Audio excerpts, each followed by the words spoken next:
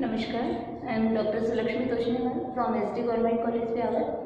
हमने last video में देखा था what is the marketing mix and what is the components of marketing mix.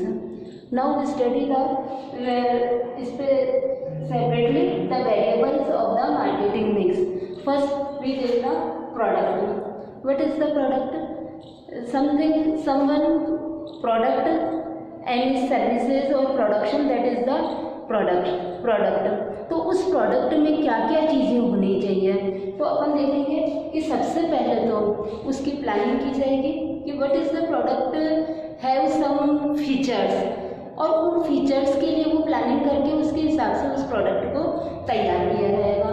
और उस प्रोडक्ट में क्या क्या फीचर्स हो सकते हैं, जैसे उसकी क्वालिटी क्या हो, उसका कलर क्या हो। जैसे सपोज करिए अपन प्लास्टिक आइटम्स देख सकते हैं, तो प्लास्टिक आइटम्स में अपन देखते हैं दो तरह की वैरायटी अपन ले सकते हैं। एक तो हो सकता है फ्रेश प्लास्टिक आइटम, दूसरा होता है रिसाइकिल्ड प्लास्टिक आइटम। तो आप देखिए कि रिसाइकिल्ड जो प्लास्टिक आइटम है तो उनकी क्वालिटी अलग रहेगी, उनके कलर अलग रहेगा। तो अब इसकी दो वैरायटी होगी तो उनको पहले डिसाइड करना पड़ेगा कि उनको क्वालिटी क्या रखनी है और उसका कलर क्या रखना है, उसका फिर साथ में कि उसकी स्टाइल क्या होगी, कि उसको किस तरह का प्रोडक्ट सामने देना है, तो उसको उस स्टाइल को उन्हें अडॉप्ट करना होगा। तो ये सारी चीज़ें उसको प्रोडक्ट प्लानिंग के अंतर्गत देनी पड़ेगी। फिर आता है कि उसका ब्रांड क्या होगा।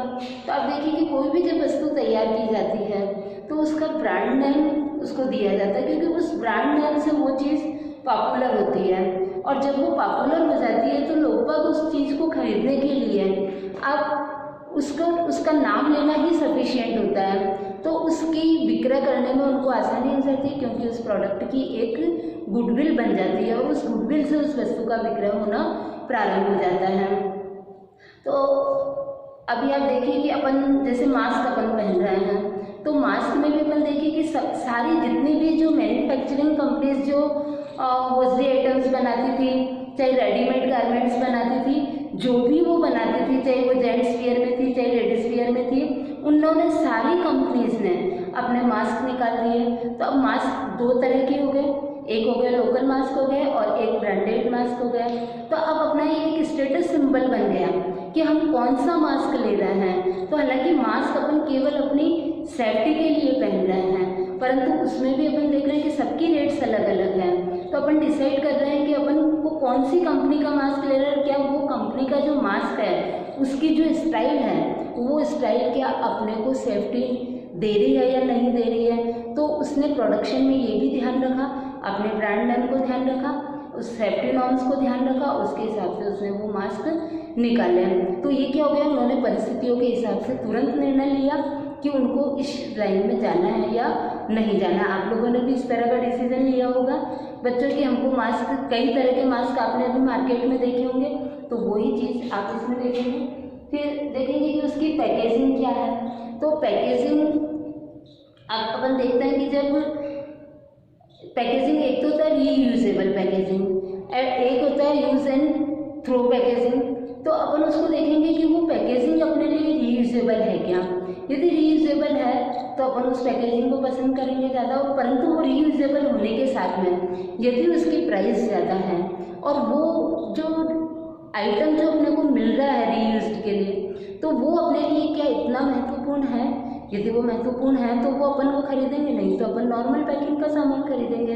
तो इस तरह से हम डिसीजन करेंगे कि हम लोगों को किस तरह की पैकेजिंग लेनी है। फिर साथ में सबसे बड़ी आती है कि उसके साथ में वारंटी एंड गारंटी क्या है।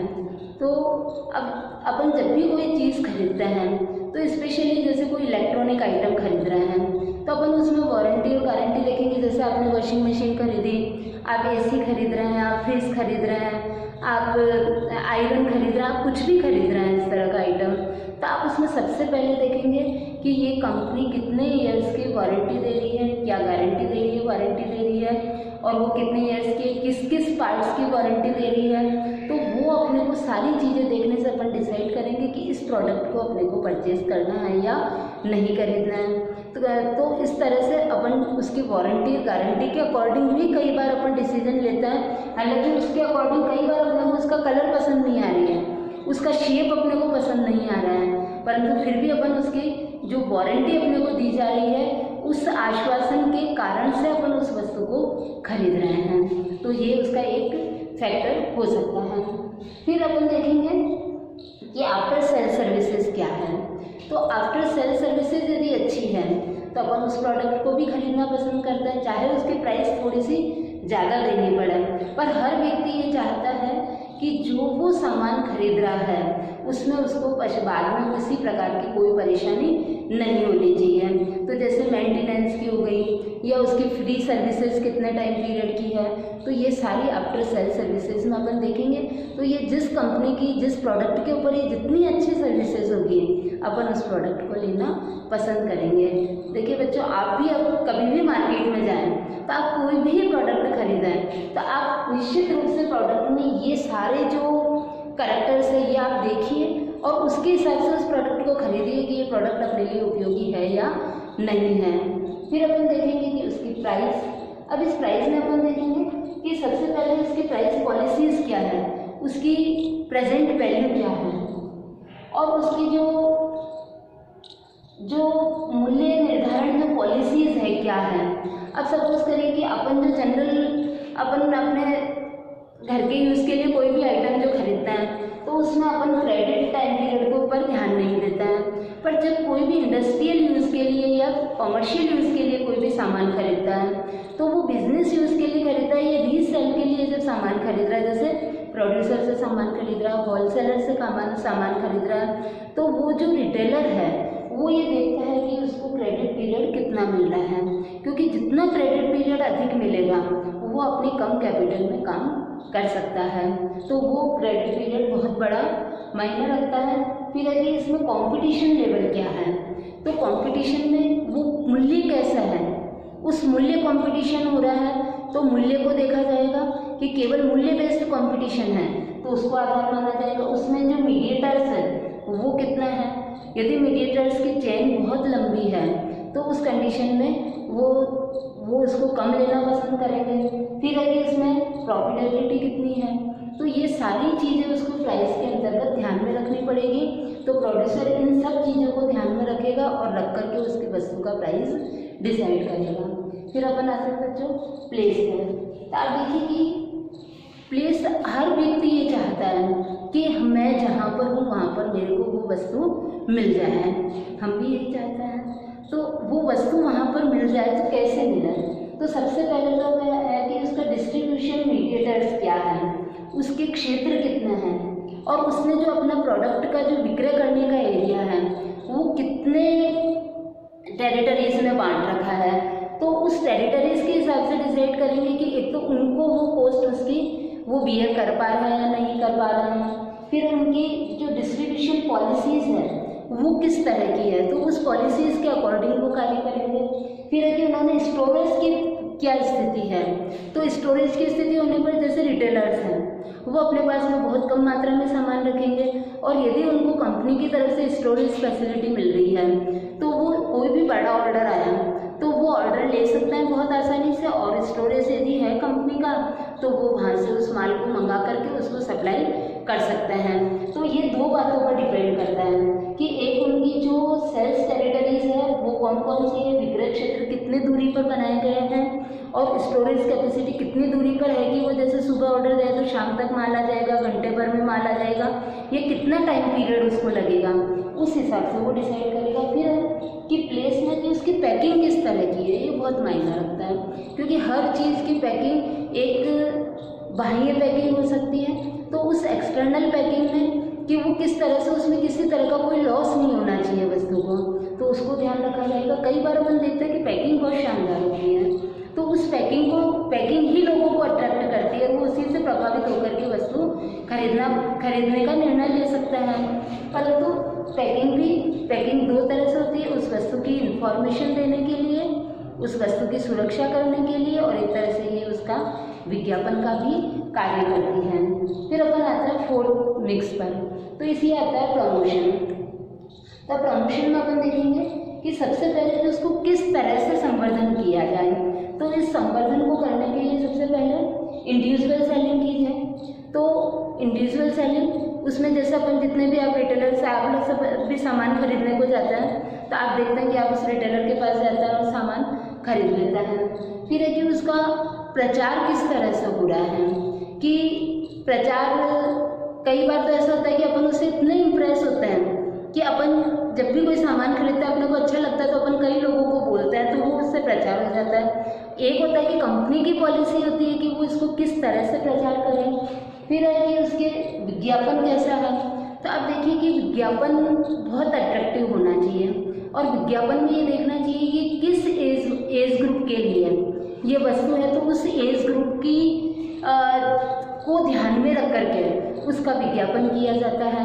तो उस विज्ञापन के अकॉर्डिंग उस वस्तु को प्रस्तुत किया जाता है। तो इन सबको ध्यान में रख करके ये इसका विज्ञापन पॉलिसी बनाई जाती है और ताकि वो एज ग्रुप उस विज्ञापन को देख करके प्रभावित हो और प्रभावित होकर के वो कार्य कर सके। जैसे कोई भी यूथ एजर्स हैं उनके लिए जो भी वस्तु दी जाएगी तो उस यूथ एजर्स के लिए जो वस्तु दी जाएगी उसका जो विज्ञापन है उसमें ये चीज़ आनी चाहिए कि वो उस चैलेंजिंग टाइप का विज्ञापन होना चाहिए कि वो उस चैलेंज को उस वस्तु का उपयोग करके उस चैलेंज को एक्सेप्ट कर रहे हैं और चैलेंज एक्सेप्ट करके वो उसमें आगे बढ़ रहे हैं। तो इस कंडीशन में वो वस्तु ज़्यादा अच्छी होएगी, वो उससे प्रभावित होंगे। तो आप देखिए जितने भी कोल्ड ड्रिंक्स के जो विज्ञापन होते हैं वो लगभग इसी तरह के विज्ञापन होते हैं कि उसको देख करके वो उससे प्रभावित होता है। इसी तरह से जो ऑटोमोबाइल्स के जो है विज्ञापन वो भी इसी तरह के दे सकते हैं कि अपन किस एज ग्रुप के लिए वो व्हीकल निकाल रहे हैं उस हिसाब से वो विज्ञापन बनाया जाता है। फिर है कि उसकी जो पब्लिसिटी है वो कैसे की जाए, तो उस जनसंपर्क को किस तरह से किया जाए। तो उसमें डोर टू डोर जनसंपर्क भी हो सकता है, उनको ईमेल भेजे जा सकते हैं, उनको व्हाट्सएप मैसेजेस भेजे जा सकते हैं और इस तरह से काफ़ी सारी चीज़ें हो सकती है। तो उस हिसाब से उनको जनसंपर्क किया जाता है। अब है कि विक्रय करना तो ये डायरेक्ट सेलिंग भी हो सकती है, टेली सेलिंग भी हो सकती है। जैसे मैंने आपको भी बताया कि कोरोना काल में जो इंटरनेट फैसिलिटीज़ है वो उनका उपयोग सभी ज़्यादा करने लग गए। तो आप देखिए कि सबके द्वारा ऑनलाइन सेलिंग को और ऑनलाइन परचेजिंग को ज़्यादा महत्व दिया जा रहा है। तो ऑनलाइन परचेजिंग जब ज़्यादा चल रही है तो आप देखिए कि लोग बाग अमेजन से सबसे ऑनलाइन परचेजिंग कर रहे हैं, तो उनको एक ही प्लेस पर वो टैली कर लेते हैं कि इस वस्तु का उनको कितना मूल्य देना पड़ रहा है, क्या क्या चीज़ें अवेलेबल है, तो ये उनके लिए ज़्यादा सुविधाजनक हो सकता है। तो इस हिसाब से वो डिसाइड करता है। फिर इसमें भी अपन वापस देखेंगे कि आपने बच्चों देखा होगा कि पैकेजिंग सबके लिए महत्वपूर्ण है, चाहे वो प्रमोशन के लिए है, चाहे वो प्लेस के लिए है, चाहे प्राइस डिसाइड करने में, क्योंकि पैकेजिंग को यदि ज़्यादा हैवी बना दिया जाएगा तो उसकी प्राइस ज़्यादा आ जाएगी, कॉस्ट ज़्यादा आती है उसकी प्राइस ज़्यादा आ जाएगी, तो कंपटीशन में वो पीछे हट जाएगा। और ब्रांडिंग कि उसकी ब्रांडिंग किस तरह से करनी है, कि एक तो कि ब्रांडिंग कि उस वस्तु का नाम इस तरह का होना चाहिए कि वो लोगों को याद रहे हमेशा के लिए, कि वो उस वस्तु को देखते ही समझ जाए कि उनको वो वस्तु कैसे खरीदनी है और कहाँ से खरीदनी है, और वो उस वस्तु को एक तरह से अपना सिंबल बना ले उसके ब्रांड नेम को, कि उनकी ये चीज़ यदि खरीदनी है तो ये ब्रांड नेम ही उनके मुंह पर आए। तो इस तरह से ब्रांड लॉयल्टी लोगों के मन में पैदा करनी होती है और ब्रांड नेम इस तरह का रखा जाता है तो जो उस वस्तु का गुण भी प्रकट करे और साथ में लोगों को उस ब्रांड नेम को याद करने में भी सुविधा हो, वो अट्रैक्टिव भी हो ताकि लोगों को वो याद रह जाए। तो इस तरह से अपन ने देखा कि product, price, place and promotion, ये जो चारों वेरिएबल्स हैं इनका इस तरह से मिक्स तैयार किया जाता है कि उसके द्वारा वो एक संपूर्ण पॉलिसी बनाता है और उस वस्तु को मार्केट में किस तरह से प्रस्तुत करनी है, कैसे उसको प्रोडक्ट करनी है, उसका प्राइस, उसका मूल्य क्या रखा जाना है, इन सब चीज़ों को तय किया जाता है। Thank you.